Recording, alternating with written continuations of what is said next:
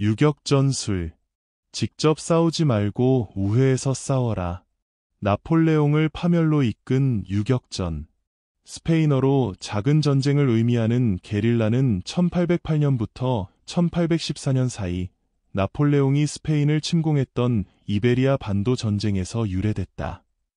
이 전쟁은 나폴레옹이 대륙봉 세범을 내리자 포르투갈이 이를 어기고 영국과 교역한 것을 응징하기 위해 스페인을 거쳐 포르투갈로 진군한 것을 계기로 발생했다. 프랑스는 해군이 없어 스페인을 거쳐 포르투갈로 가야 했는데 나폴레옹은 길을 열어주는 대신 포르투갈을 양분하기로 스페인과 협정을 맺었다. 이는 과거 임진왜란 때 도요토미 히데요시가 명나라를 공격하겠으니 길을 빌려달라고 조선에 요청했던 것과 비슷했다. 그렇게 스페인을 거쳐 포르투갈로 공격해 들어간 나폴레옹군은 비교적 쉽게 그곳을 점령했고 약속대로 포르투갈을 양분하여 스페인과 나누게 되었다. 그런데 문제의 발단은 본래 나폴레옹의 욕심이 스페인까지 점령하는 것이었다는 데 있었다.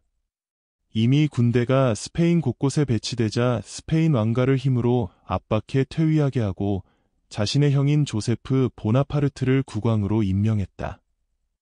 나폴레옹의 착각은 스페인 민중들이 왕가의 압제에서 벗어나고 싶어 프랑스식 자유주의 지배체제를 지지해 줄 것이라고 믿었다는 점이었다. 그러나 아무리 왕정이 국민들을 힘들게 한다 해도 외세에 의한 국토 점령보다는 나쁘지 않다. 더구나 나폴레옹은 스페인인들의 군사적 능력을 과소평가하고 있었다. 1808년 5월 스페인은 마드리드 민중봉기를 시초로 대대적으로 거병했고 평지에서 강한 나폴레옹 군대에 대응하여 스페인 곳곳에 산재한 산과 계곡에 의지한 채 저항을 했다. 이베리아 반도는 침략자들에게 적대적 지형과 기후를 갖춘 곳이다. 포장되지 않은 도로들은 여름이면 먼지구름이 피어올랐고 겨울이면 진창으로 변해버려 나폴레옹의 특기인 대포 이동을 어렵게 했다. 또 뼈에 사무치게 추운 밥과 찌는 듯한 한낮의 더위는 낯선 이방인 프랑스군을 지치게 만들었다. 더구나 이런 지형과 기후를 활용한 스페인인들의 치고 빠지는 저항은 도저히 이겨낼 수 없는 지경에 이르렀다. 여기에 영국이 지원군을 파견하고 피해가 확산되자 나폴레옹은 러시아 침공을 위해 다수 병력을 철수하고 이곳에서 발을 뺐다. 나폴레옹은 7년 동안 60만 명에 이르는 엄청난 군대와 자금을 이베리아 반도에 투입했음에도 아무것도 얻어낸 성과가 없었다. 결국 이 전쟁은 나폴레옹의 파멸을 이끈 최초의 직접적 원인으로 꼽힌다. 유격전의 성공 요인. 게릴라는 대규모 지휘계통이 없고 보급, 위생 등 지원 체계도 부실하다. 단독 또는 소부대 행동에 의해 적을 기습해서 전과를 거두고 신속하게 전장을 빠져나와 민중 속에 숨는다. 따라서 적 후방이 주요 활동 무대가 되고 경비가 허술한 기지, 연료나 탄약 저장고, 교통요지에 위치한 통신소 등을 주로 공격한다. 게릴라는 주민들의 적극적인 지원을 받아야 하며 그들의 지원 없이는 효과적인 작전을 수행하기 어렵다. 그리스인 조르바에 등장하는 조르바라는 남자는 젊은 시절 자신이 가담했던 게릴라 활동을 주인공에게 설명한다. 그리스 독립전쟁 시절 불가리아에 대항하던 이야기다. 임진왜란이 발발하자 선조 임금은 피난길에 오르고 한양은 왜군에 의해 불탔다. 그러자 전국 각 지역에 있던 선비들이 백성들과 힘을 모아 비정규 군대를 만들어 예군에 큰 피해를 입혔다. 이처럼 게릴라는 정부군이 미약하여 제대로 대응하기 어려울 때 형성되는 특징이 있다. 하지만 모든 저항부대가 성공하는 것이 아니듯이 게릴라도 성공할 수 있는 조건들이 잘 갖추어져야 한다. 그 조건은 이렇다. 첫째, 지형이 유격전 활동에 유리해야 한다. 게릴라는 주로 강력한 군사를 거느린 적이 침략한 것을 방어하기 위해 자국 영토에서 활동한다. 당연히 이들은 자국 기후와 지형에 익숙하다. 하지만 우세한 화력과 대규모 군대를 거느린 부대가 활동하기 어려운 지형이 있지 않으면 익숙한 국토도 큰 의미는 없다. 스페인은 대부분 지역이 평균 고도가 800m인 메세타라는 고원으로 이루어져 있어서 대규모 부대 이동이 쉽지 않다.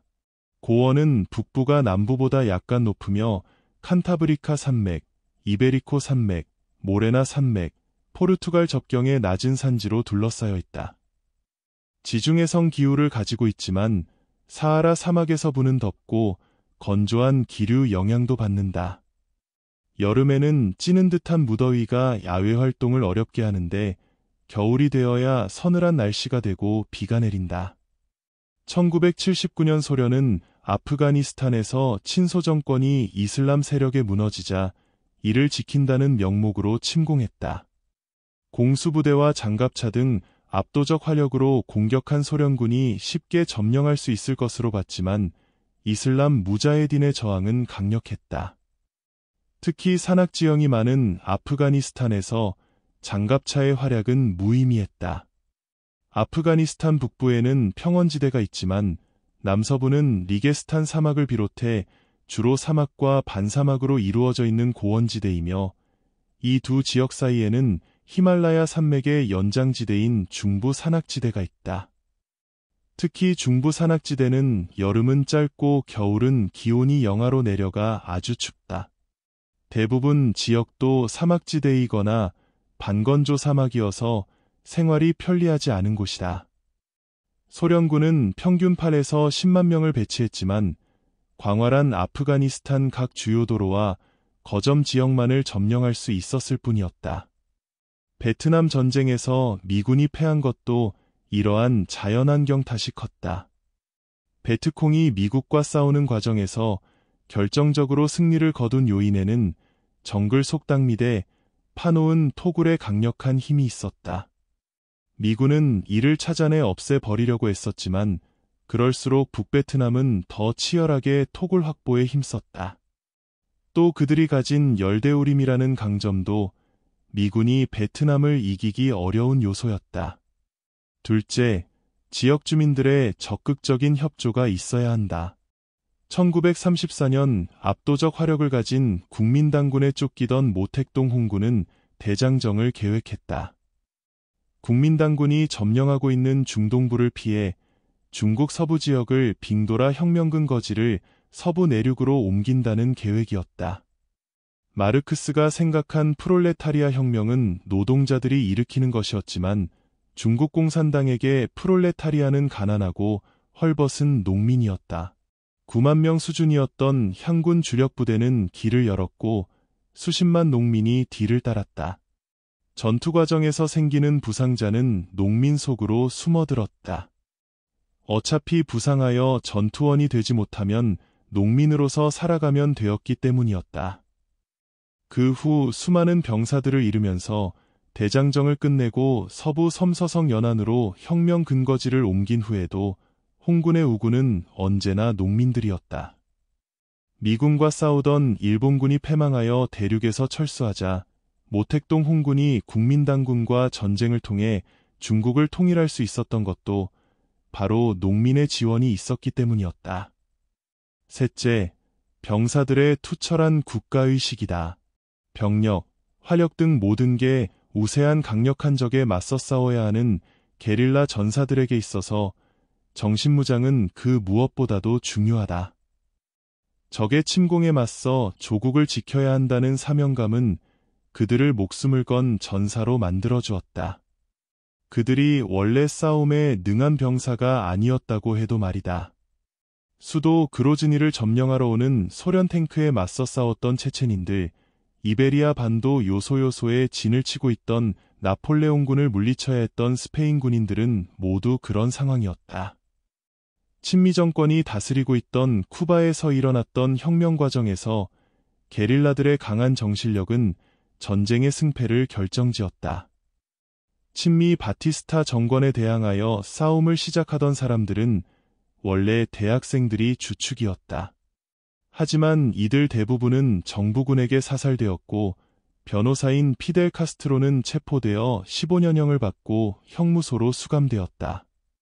얼마 후 특별 사면으로 풀려난 카스트로는 멕시코로 건너가 아르헨티나 의사 출신 체게바라를 만났다. 그것이 카스트로 공산혁명의 열쇠가 되었다. 하지만 82명으로 구성된 게릴라 특공대는 쿠바에 상륙하자마자 대부분의 동료를 잃었고 생존자 12명은 쿠바 동남부 마에스트로 산맥에서 최후의 게릴라전을 펼쳤다. 이때 활약한 인물 중 한 명이 체게바라다. 그는 아르헨티나에서 태어난 의사였지만 모든 것을 버리고 쿠바 혁명에 참여했다. 그가 남긴 진중일기에는 게릴라로서 산중에서 살아야 했던 고통스러웠던 일상이 남아있다. 그는 왜 남의 나라 혁명에 참여하여 목숨을 내놓고 싸우려 했을까?